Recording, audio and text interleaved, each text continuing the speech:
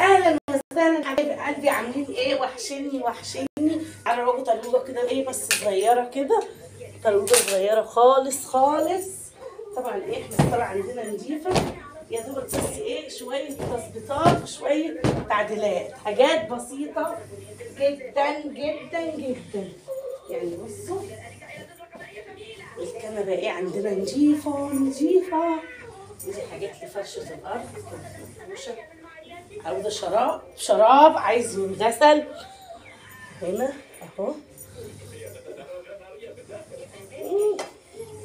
يا قمرة وحشتينا، نورتي. المهم بقى ايه يا حبايب قلبي، قلت لازم ناخدكم معايا كده ايه في الرحله البسيطه دي. اي نعم هي رحله بسيطه وما هيش مستاهله ولا اي حاجه، بس ايه شويه تعديلات كده. طبعا ايه لسه صاحيه من النوم، فقبل ما بننام لازم الشقه ايه تكون متروقه، سواء انا روقتها او ملك روقتها، المهم تكون الدنيا متروقه قبل النوم. استنوا هنكمل لكم.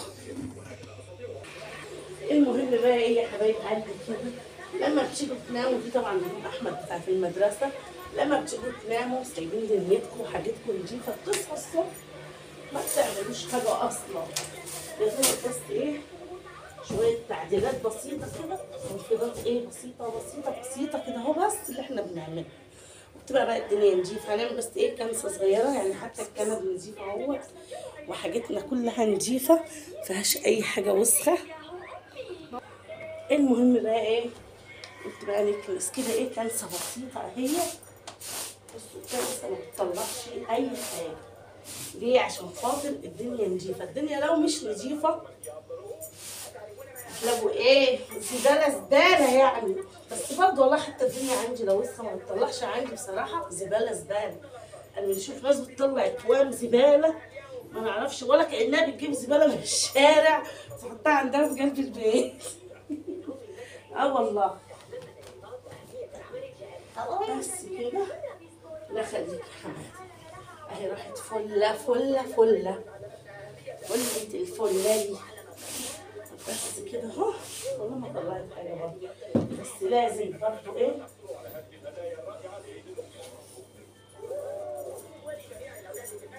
هنسى بقى كده. وبعد كده ايه بس كده الاول، وبعد كده اللهم صل على النبي نحضر بقى ايه لقمه فطار كده ولا حاجه. الصلاه على النبي اهو. كده عشان طلعت حمام. تعالي بقى يا اختي، بس عسل اهو. هو ده ايه ارسلنا الرفيع النهارده، رفيع جدا على فكره. طبعا ايه كده بعد ما خلصنا نحط بقى الترابيزه هنا اهي كده، وبكده خلصنا الصاله.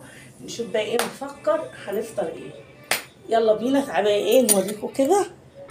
بصوا بقى يا حبايب قلبي وكده طبعا ايه خلصت، ولازم نصحى من النوم نعمل ايه شويه تظبيطات كده ايه ضعيفه كده، يا دوبك حاجه ايه صغنطوطه كده زي انتوا شايفين. بصوا ده عارف مستخبي مني فين. شويه تظبيطات ايه بسيطه كده. طبعا يعني نظافه للبيت ونظافه لاهل البيت، واللهم صل على النبي برضو ايه وترويج ليكي ولشقتك. افرضي حد دخل عليكي يا معفنه، افرضي حد دخل عليكي يا منتنه، اكنس ورش يا عالم مين هيخش. مبدئيا نشوف الناس ايه ممكن تروج من السنه للسنه كده، ما نعرفش ليه العفونه دي لحد بتسيب نفسها لحد ما بتدود كده، ليه ما نعرفش، مع ان بنروج ترويجه مظبوطه. وبعد كده ايه بنفضل عليها شويه، ملك تنكش شويه تكنس اني نكنس. وبعد كده ايه كل اسبوع لازم نشيل الدنيا، شيل. تروج مش للعيد بس، لا تروج ليكي ولبيتك وجوزك لعيالك ولنفسك قبل اي حد. إيه لو حد دخل بيتك هيبقى نشيل معفنه المنتنه المدوده المبرغته. باي باي.